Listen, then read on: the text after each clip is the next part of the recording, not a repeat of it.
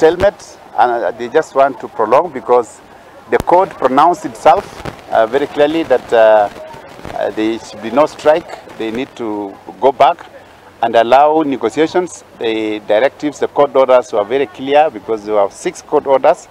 The Ministry of Health has already started implementing part of the court orders, and specifically on the posting of the interns. We gave the assurance. We met the KMBDCU officials on Monday, and we gave the assurance that the interns are going to be posted to start their program by 1st of April. So starting on tomorrow, that's Thursday, they are going to receive their letters of posting. According to us, that is the position.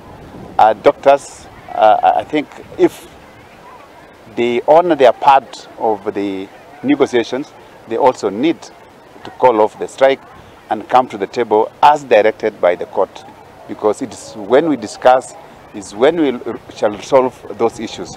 But if they continue striking, then that means that we are not going to resolve the issues, because we need to listen to them, we need to know their side. But we have already started meeting part of their bargain, and part of their bargain was that we post the interns, which the ministry has given a commitment. Kenya plant held in